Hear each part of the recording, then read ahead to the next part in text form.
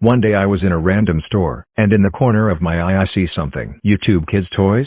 But, isn't YouTube Kids brain rot? Why did the store owner let brain rot into their store? Here's what the product pitching probably went like. Sir, I have a product that's going to be a hit with the kids. All of the next generation is going to be buying from your store after they see this. Who's your target market for this product? That's an easy question. As you can see on screen, our client's channel has 100 million subscribers. I swear we're going to get a ton of sales. 100 million subscribers? That has to be botted. No, that's a common misconception. To prove our audience is real, I've brought one of our fans. Oh wow, you've came prepared. Don't worry, sir. I know how to stop this. Look, it's your favorite YouTuber. Look at how much she loves this toy. When she becomes old enough to talk, she'll be begging her parents to buy it. That's a good point. I want 20,000 of your products to be stocked by next Friday. We have a deal. Before I witnessed that interaction about YouTube Kids, I just assumed iPad kids binge these videos with their brain turned off. And the YouTube Kids channels never really built a loyal and marketable audience. But it seems the opposite is true. While only a few products from traditional creators can be found on the shelves of brick-and-mortar stores, YouTube Kids channels have flooded the toys section of basically every American supermarket. So let's talk about how and what YouTube Kids channels are building massive commercial franchises. Let's start off with Blippi. When you search up Blippi on YouTube, you are flooded with results. That's because Blippi owns 29 different channels, from originally just covering 2 things on his channel: monster trucks and numbers.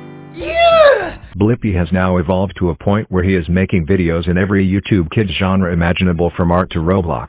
And the same is true when you search up Blippi on Walmart. Blippi sells just over 300 unique products across Walmart stores. But it started with just 2 products in April 2018. This Blippi plush toy, and a collection of Blippi play vehicles.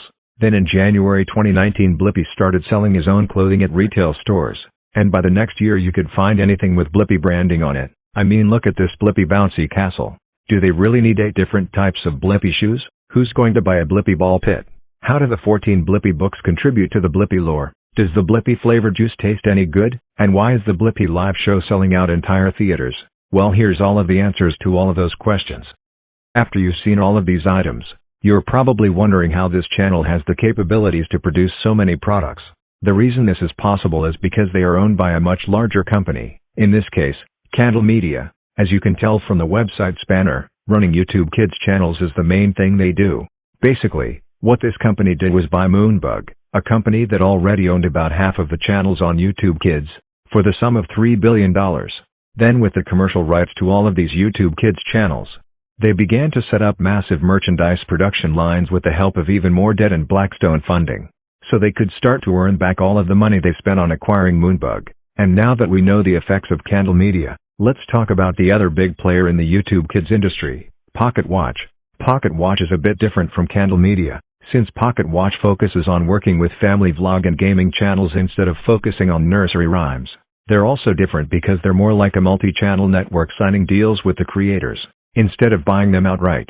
Pocket Watch has some notable channels in it like Ryan's Toys Reviews, Lankybox, Toys and Colors, and Kids Diana Show. Which one should I talk about first?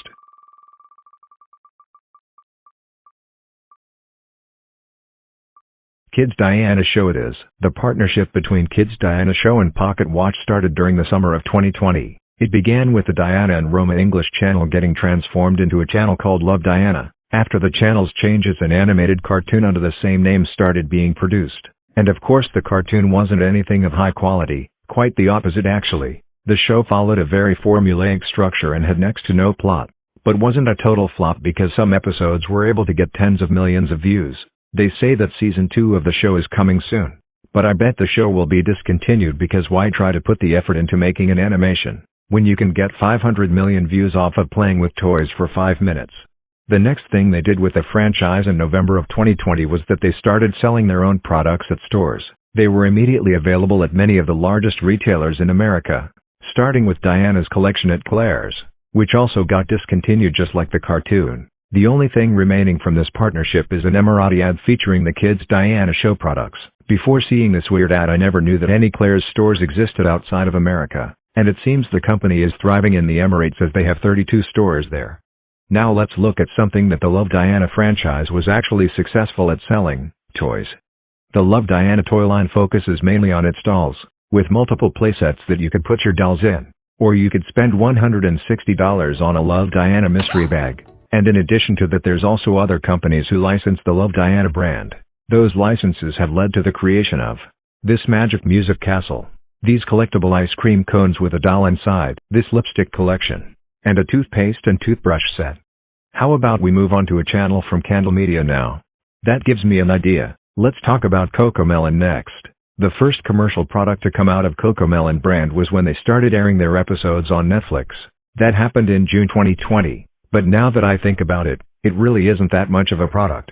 In January of 2021 they started selling physical products on their online store and at supermarkets, like this suspiciously cheap CoComelon phone and laptop, or this towel, or you could buy the CoComelon baby, and this thing can talk. Count 2, 3. 1, 2, 3, and we're done. Yes. That was sure uncanny. Let's head back to their website to see if they're selling anything else. You can see they sell AI-generated personal messages via Cameo Kids. And they've released a full-length CoComelon Netflix show 4 months ago. I wonder what the audience thought of it. 1.6 stars. Yikes. But that isn't the only CoComelon show there is. Did you know that CoComelon sells not one but 2 live shows? There's CoComelon Party Time and CoComelon Live. I don't know. I think seeing grown adults dressed as CoComelon characters creeps me out. We should move on to another channel now. If it's heads, we'll go over Ryan's World next. If it's tails, we'll go over Lankybox next. Okay, Ryan's World it is. Ryan's World is known for selling a magnitude of merchandise. It's impossible to stress enough how much Ryan's World merchandise is being sold. But there is one Ryan's World product that comes in more abundance than the rest. Mystery eggs. Back when Ryan's World blew up in 2016, mystery toy egg unboxings were a trend that dominated the YouTube Kids landscape. So if these eggs were so popular, why not sell them? And since then Ryan's World eggs have been a smashing success. There are 21 eggs on sale right now, with new ones being created every year. Though Ryan doesn't only sell mystery toys inside of eggs. He sells them inside blind bags, crates, and even a pineapple. And if you're willing to dip into your college fund, you can spend $175 on a Ryan's World cooler filled with mystery toys. Even a Yeti cooler is cheaper than that. Moving on to Ryan's World apparel, there is some Ryan's World t-shirts, Ryan pajamas, official Ryan's World knockoff Crocs, and some Ryan's World headphones. Then there's also some interesting miscellaneous Ryan items. Ryan can be found in claw machines, or in the Race with Ryan video game, maybe even on a pair of Skechers. And you can even find that Ryan sells his own cereal, though the cereal has been discontinued as Ryan's World isn't as popular anymore. So why not move on to a channel that's on the rise? Lankybox is a channel that has advanced into the YouTube Kids market relatively recently, and the channel's YouTube Kids content has received massive success, gaining in the millions of subscribers a month. The Lankybox content consists of hyper-edited gaming videos and YouTube Shorts animations, both of which are posted about 4 times a day and easily achieve millions of views. Along with their YouTube success came a commercial empire. They started by opening an online shop in the summer of 2020. The store was quickly filled with back-to-school products as that was coming up. After that, the shop continued to grow, with each new collection building up over the next 2 years, until the second half of 2022 when some major events happened to the Lankybox brand. In July 2022, Lankybox products made their first appearance on store shelves at Target. Then in August, Lankybox products could be found in Walmart. And in November, Lankybox partnered with Chuck E. Cheese to create their own ghost kitchen restaurant. It's called Lankybox Kitchen. Some of the items they serve are pizza, macaroni, wings, salad, fries, and last but not least, dessert. But after a year of existence, Lankybox Kitchen has shut down for unknown reasons, probably due to a lack of sales, or maybe it's like what happened to Mr. Beast Burger, where the YouTuber gets angry at the business terms with the ghost kitchen company. In the end, YouTube Kids channels provide demand for lower priority manufacturers, the ones who aren't able to foster connections with large media corporations who already control most of the pre-established IPs that have originated from movies and TV. By being able to produce products for a YouTube-based IP, they could receive similar traffic as if they had partnered with a traditional media-based IP. But still, I think YouTube Kids channels shouldn't be this influential.